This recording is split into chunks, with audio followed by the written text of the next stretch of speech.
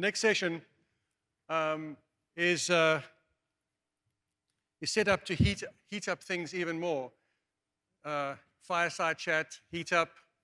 The scriptwriter should be in advertising. The Chief Executive Officer of Havas Media North America, Lori Hiltz, and President CEO of Forbes Media, Mike Perlis, will talk about vision, leadership, building and reimagining a business in a digital and technology-enabled world. With over 25 years of experience as an integrated media pioneer, Lori leads over 1,000 Havas employees and cross-functional teams across 8 offices, and she still manages to look great doing it. Mike is a media industry CEO with deep experience managing a wide range of content and multimedia brands. He joined Forbes Media in 2010 from SoftBank Capital, where he served as a general partner for 10 years and continues to be a special partner. Please give a warm welcome to Lori Hiltz and Mike Perlis.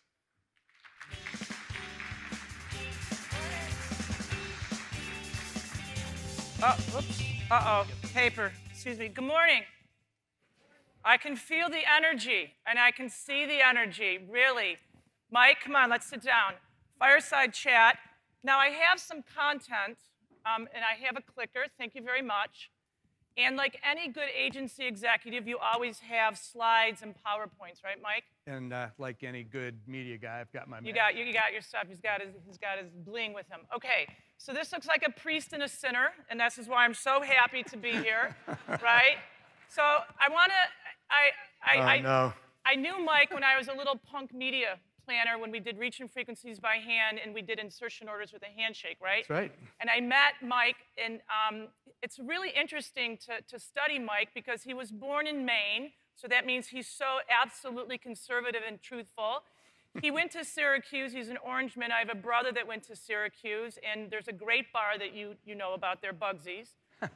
He then jumped over and did a bunch of publishing initiatives, but when I really met Mike was when he was the publisher of Runner's World, and you were kind of on the cutting edge of really what running and that whole exercise craze was going to do. And then he got super sophisticated and jumped on board with Outward Bound, and I'm going to talk a little bit about some of your achievements. He's very active in that organization. And then, this is what I love, he went over to Playboy, right? So think about that. I mean, just organic, beautiful content, right? Absolutely. Yes, and that was really, Mike was probably one of the inventors of really, really social media. And then, after he got done with all of the boobs, he went over to the bank, right? And he spent 10 years at SoftBank. You were on the VC side, really, integrating yourself and your expertise into many opportunities for SoftBank. And all of this now ending up at 499 Washington in Jersey City. I'm going to come back with that story, or Mike is, right? But because you work for this amazing organization, what BC Forbes founded, this is what, almost 100 years ago. Mm-hmm. And even Malcolm has some unbelievable things to say. And even Steve has some amazing things to say. But the most brilliant executive at Forbes is Mike, right? You want to talk a little bit about your car? That's not my car. Okay. But I do get to borrow lots of beautiful cars. You do. And I get to, in about 2% of my time, live the lifestyle of the people and the stories and the companies that we write about. So it's... This was yesterday, right, Mike? It was. It was. And what I love about that, I have a picture of myself in the back of the room in the dark on a chair. So this is the difference between you and I. But anyway, let's have a little fireside chat, right? And I want to ask you a question. What's more difficult, your climb in September of 2011 on Mount Rainier with Outward Bound, or your reinvention of the brand of Forbes? Well, that's a great question. They were both... and you're a marathon runner, so Pain. it's a long route. It can often be painful. There are highs and there are lows, but it's a triumphant feeling at the end. And I'd say Rainier and Forbes have been similar. Not easy taking over as the first non-family member to run an almost 100-year-old brand like Forbes, but extraordinarily rewarding. We decided to become an innovator over a dozen years ago, and in the last 4 or 5 years, we've really focused on, as Tim was describing, the blue ocean philosophy of not worrying as much about what others were doing, but charting our own course, innovating in the digital world, innovating in the world of brand and brands on a global level. And it's been a great experience. The business has prospered and has been built in so many facets along the way that we'll talk about, but culminating in the sale of the business, the majority stake in the business to a group of Hong Kong investors in September, and it's beginning a whole new area of transformation for us. So I found this article, and Mike and I had a couple pre-calls. It's like a little bit like psycho dating, right? Yeah, exactly. I was talking to him, and I was trying to ask the right questions. But what I really loved about when I was investigating you, right, there were words like soft-spoken and folksy chief executive, right? However, you are with almost 100-year-old brand, and that your philosophy has really been kind of on this whole curation of content and a whole plethora of editorial experts that you house, some in New Jersey and some around the globe. Can you comment a little bit about how a soft-spoken, folksy executive is doing this? Well, you know, in the dozen years that I've been involved with SoftBank, in between my two media careers that bookend that, Playboy. Yeah, sorry. Playboy, Yep. Ziff Davis, Ziff Davis. Men's Oh, Health, yeah, okay, Women's right. Health, all those great things. I gave myself the ability, I'd say 8 parts intentionally and 2 parts by accident, the opportunity to learn the digital content business by investing in companies like Huffington Post and BuzzFeed and Buddy Media and Associated Content, which I co-invested in with Tim Armstrong. Learned a lot about what's happening in digital and how we can use technology and use science to find a much bigger audience for our content. But ultimately, to your question, what Jack was emphasizing a few moments ago, it really still is about content. It's about, in our case, mission and purpose, and we really try to tell the stories, the success stories of people and places and companies who are entrepreneurially building businesses and creating jobs, and in doing that, creating success and all that they do with that success. But our formula behind all the innovation and behind all the passion and science that we put into what we do at Forbes is to create first great content, great product, find an audience for that content, and then find ways to maximize that audience's experience and our ability to monetize based on things. In that order: content, audience, and then what's our business model. Okay, so I have a client called Fidelity Investments. Mm-hmm. And I wanted to take credit for this, but we didn't take credit for this. But Forbes was what I would call the revolutionary hero in regards to the first kind of tangible example of native advertising.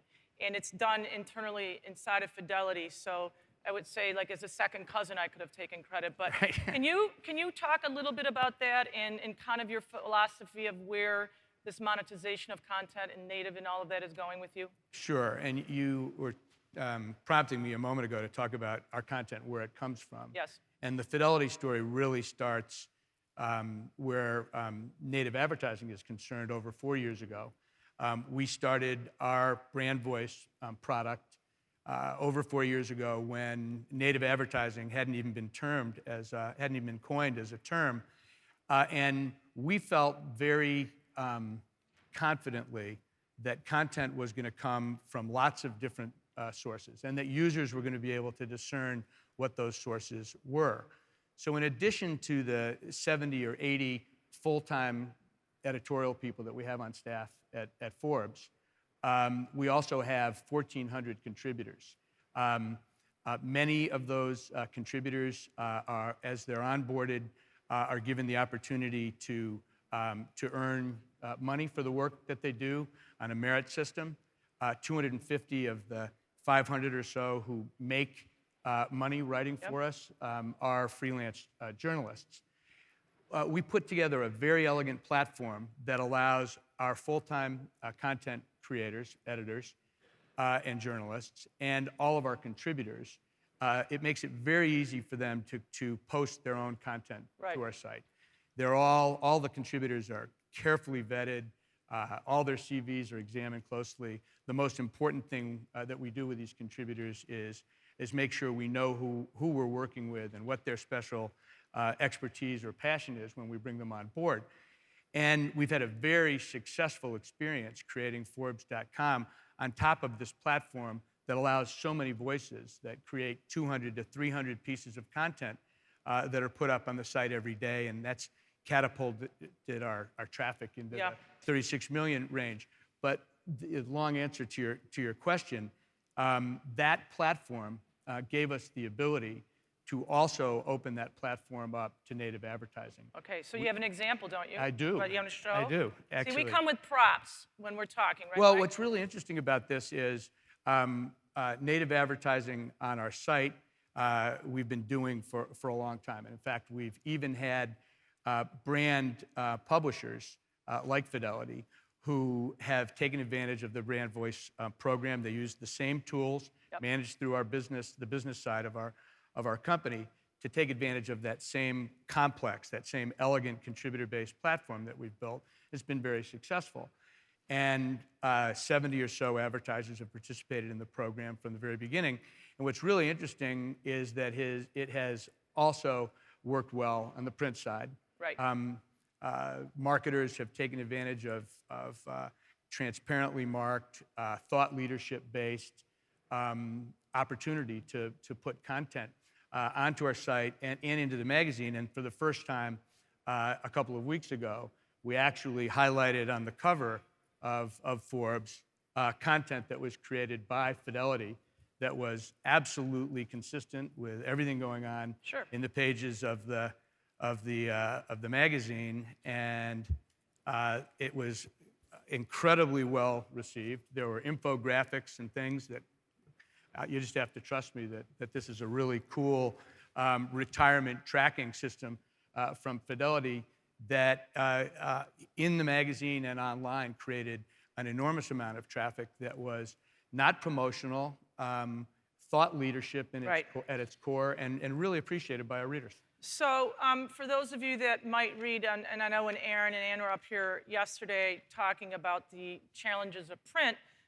this past Sunday I thought that Margaret Sullivan wrote an amazing piece about the vital power of print, and that has been the gateway to the Forbes brand for close to 100 years. Can you talk a little bit about, besides print, and I know you talked about this content creation lab, talk about some other diversification you have in your revenue model. Well, while you're talking about print, you want to read this? No, but it's really good. It's a great article. I read it, but I actually read it online. But I was trying to support Aaron up here because yesterday, right, and all of the challenges, right? Aaron's created a great product called Him. Called Him, but he also has the responsibility of this, right? Yeah, as do I, and I actually relish that responsibility. Forbes, no matter what we do from our company has grown enormously in digital. We've diversified into conferences, into education, into real estate and financial services, and print has become a smaller and smaller piece of what we do. But nonetheless, we're defined by our history and by the fact that being on the cover of Forbes magazine means so much. It's become, iconic in the movies whenever anybody becomes famous, whether it's Iron Man or The Wolf of Wall Street, you name it. They create a fake cover of Forbes and it spins around and lands on the coffee table and this person has arrived. So we think of the cover of Forbes and the continuing, not massive growth, but very steady performance of Forbes, whose audience is building all the time, as the front door to our brand, because so many people look at the cover, and it's the business equivalent of being on the cover of Rolling Stone. Really, really important to us, both from a business standpoint and how we define ourselves as a company. Yeah. We've also launched, in addition to other new revenue streams, with all the attention being focused on emerging economies and capitalism being behind the emergence of these new economies around the world. Forbes' profile, Forbes' brand is really powerful in those economies, and we've gone from 6 international editions of Forbes magazine 10 years ago to 36 print print-based copies or editions of Forbes around the world. And each of those helps us build this bigger footprint for Forbes, off of which we build digital and off of which we build conferences and other. So do you have some, don't you have some? I do, as a matter of fact. And we saw yesterday, you saw those young kids who made us all feel kind of 38? Unaccomplished Yes. in our own lives. But our 30 Under 30 is an example of a conference that we've created. And we think of these conferences as new editorial franchises for us, areas that we can dig deep into. 30 Under 30, philanthropy, healthcare, reinventing America are all examples of that. But I thought on top of the panel that we had yesterday, maybe we could run a short video describing the 30 Under 30 project. Great. And we can run that now. There we go. How about that?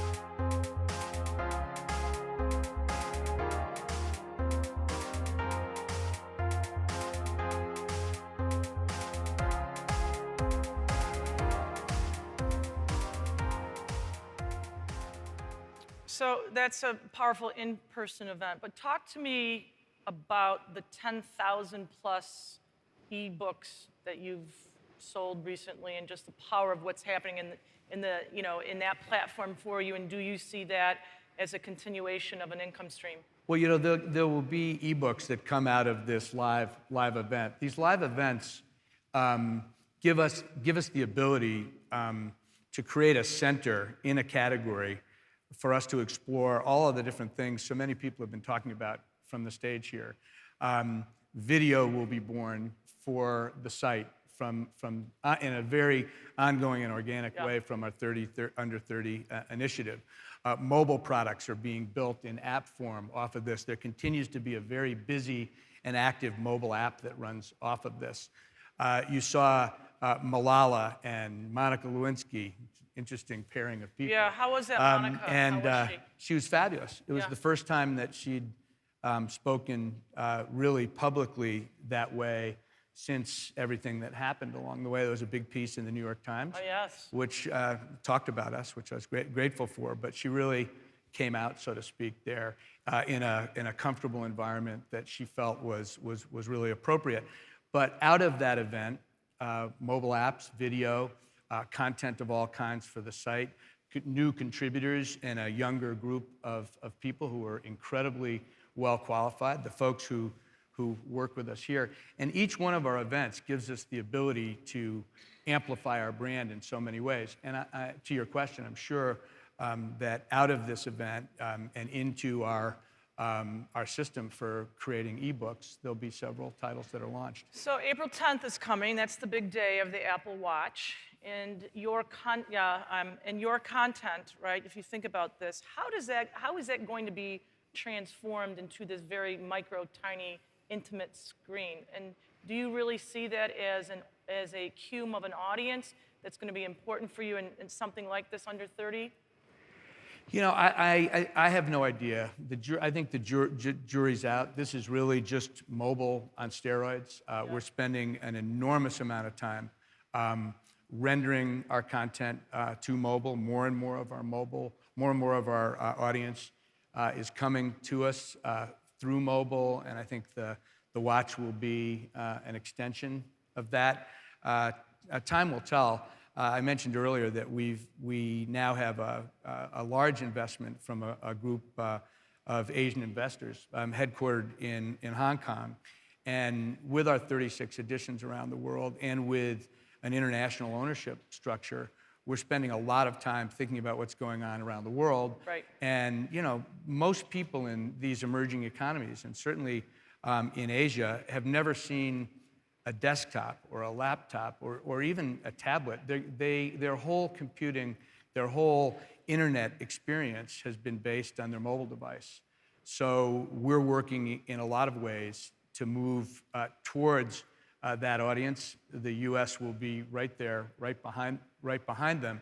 So spending a lot of time on mobile apps, and I think that will translate to the. I personally, I don't know about you. Personally, Jewelry is awesome. You can't have too much jewelry. I'm a homespun, soft-spoken guy, so I'm not sure I want to be doing the Maxwell Smart thing.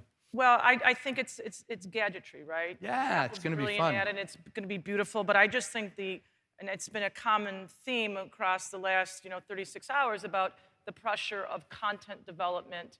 In that I sit with the view of a media company that is completely blurring into content creation. And so the point of entry of doing business is going to be very different for most marketers, et cetera. So you're very active with Outward Bound, which it's an admirable organization. And can you maybe let us in a little bit about what you see as the parallels between what you're trying to do with Forbes right now and continue its longevity, and some of the principles of Outward Bound that you may, Well, I think that Outward Bound really is all about leadership. I don't want to give a long description of Outward Bound, but working with youth, working with corporations, working with adjudicated youth, working with returning veterans, Outward Bound gives people and organizations the ability to create the right kind of teamwork, the right kind of transparent approach to working together in the wilderness, if you will. And transparency, thinking of everyone on your team as a crew member, not a passenger. Everybody participates, nobody waits. And I hope in our organization, we've been very clear about what our goals are. And every time we lose clarity, we lose the ability to map where we're going and what we're doing and what we're going to try, the organization reaches out to me and says, it needs to be clearer, it needs to be crisper. We're working together, we want to know how to do that. So my experience in team building and climbing and rafting and all the different things we do at Outward Bound has been great. So there's a guy now that's in kind of in your space, Mr. Former Mayor Bloomberg. And he's got a, what I call swanky little magazine right now, and it's very provocative artwork on the covers and the site. So I recently visited the new offices and kind of, listening to the philosophy of Bloomberg. And do you see them as a competitor right now? Well, they're in our space. They're in your space big time. It's Bloomberg's Business Week.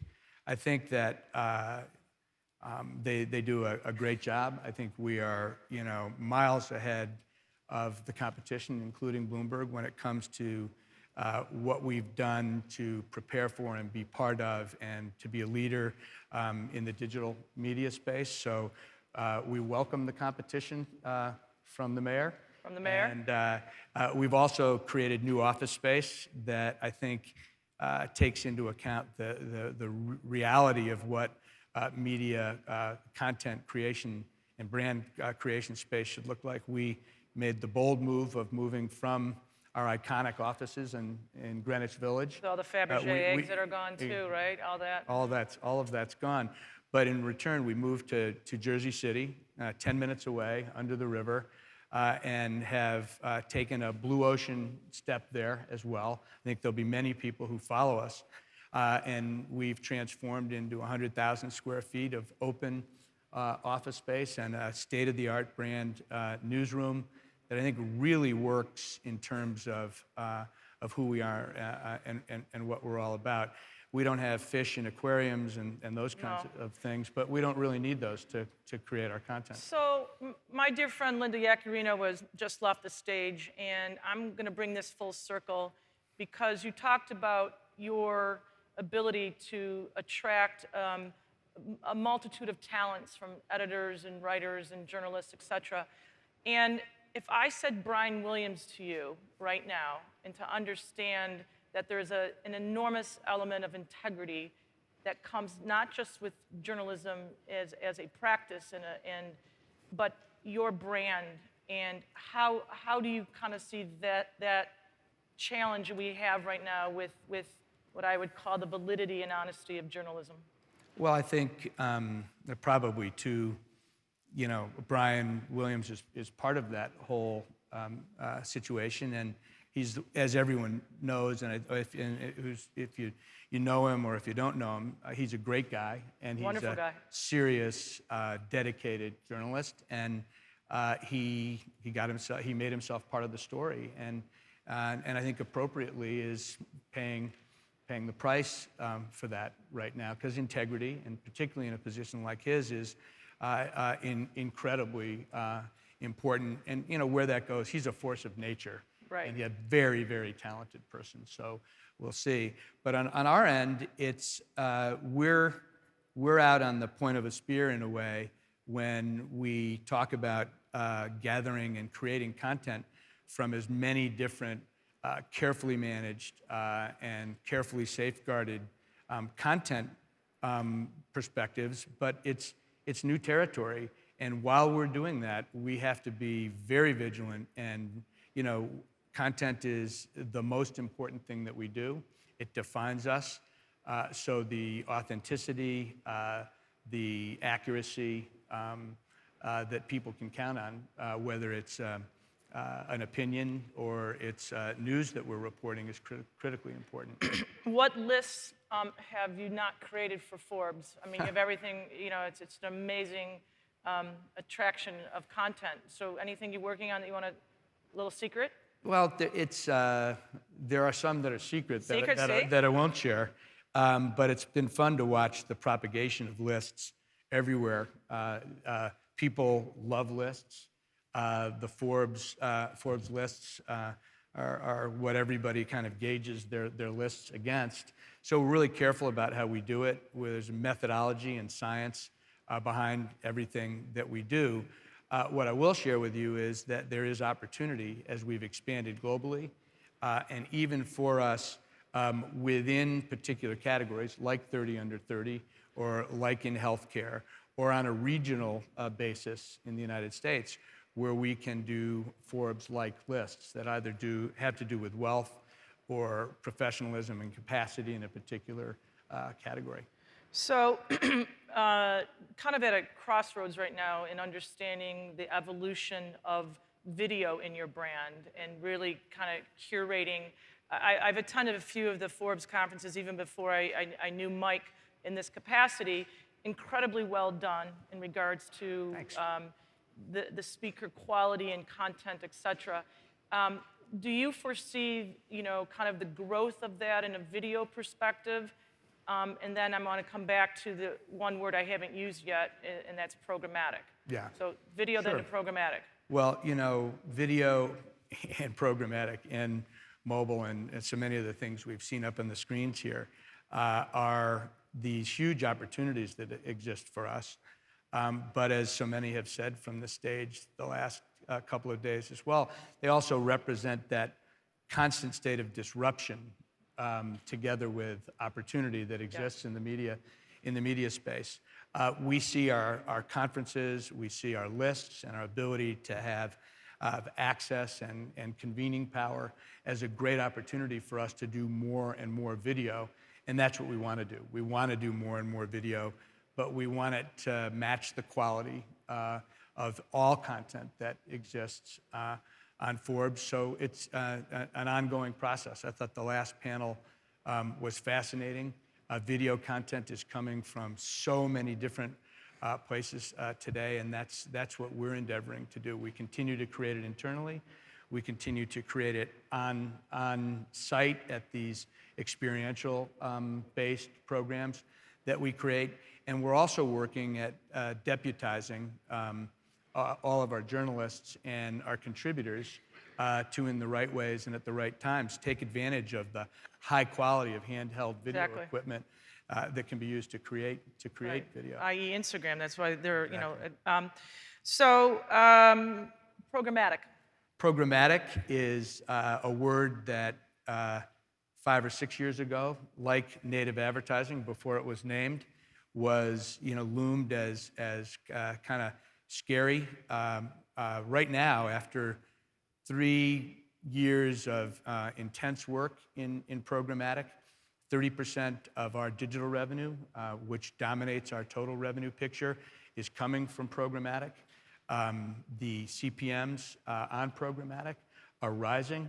I think our ability to feather together the active way that we manage our programmatic sales and our inventory with our premium display advertising, which is a complicated undertaking, has been very satisfying and very rewarding.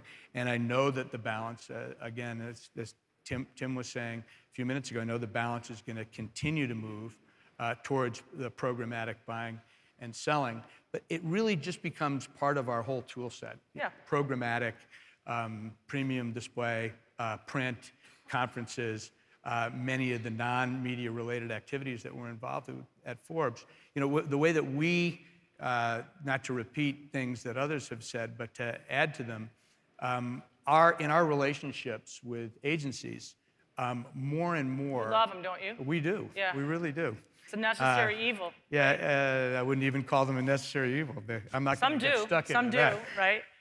But more and more, our conversations focus on big ideas. The rest of it is execution and implementation, but it all starts with a big idea that a client and the agency have developed and want to execute on, and it's our responsibility to plug into those big ideas and do the hard work of applying, again, the passion that we bring to our brand with the science that we understand and that we know so well. All right, so we have a few minutes left in this incredible journey that I explained to the audience about you. What if I'm sitting with you 5 years from now? Where are you going to be? What are you going to be doing? We could be sitting on my boat somewhere. We could be sitting on his boat somewhere, right? No, I'll be in the back. Which is a lobster boat in Maine. Which is a lobster boat, okay? So you're going to stick around and continue to coddle this beautiful brand and do the amazing things, or why what? wouldn't I? I mean, it's to take a great brand, combine it with, we're small enough, we're lucky, we're not a public company, we're not a gigantic company that has to deal with huge revenue and profitability dynamics from the past, mixed together with what we want to try to accomplish in the future. So we've taken advantage of that and our nimbleness as a result to give ourselves the ability to do lots of cool and fun things that I think others in the industry admire.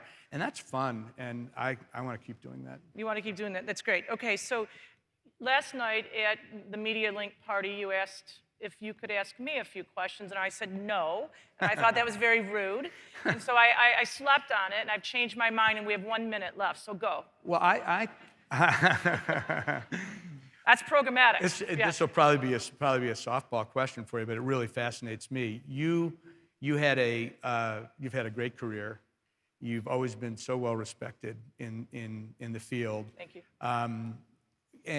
But a lot of your focus was regional. Yes. In the Midwest, deep Detroit. dives in Detroit, deep dives in the heartland, learning the business that way, dominating the business that way. What's the transition been like as you move to a global stage, as you take on all the challenges of running a business like Havas? I work for Havas, is owned by a very nice French family. I don't speak French. I was born and raised in Detroit, grew up in the automotive industry, so I believe that I have what I call a rust-proofing to me in kind of my stability to stick around. But I think you must go in with a passion of possibility. And I see John walking over, but I think it's also very reflective of our industry and understanding that it's not just about a single market or a single discipline or any type of single product focus. It's really kind of this whole diverse way to move. And I think for the 4A's is incredibly responsible for not only providing resources and insight, but teaching to the young of our business to continue this great industry and just, great experience. But Mike, thank you so much. Thank you. It's been wonderful. And John, just one second. On Friday night, my Michigan State Spartans play the Oklahoma Sooners in Syracuse. In Syracuse, but as everyone knows, without Syracuse. Without Syracuse, but any insight about the Carrier Dome? Anything sent to the Spartans? Spartans will dominate. There you go. No doubt. See? Thank you, guys. Thank you.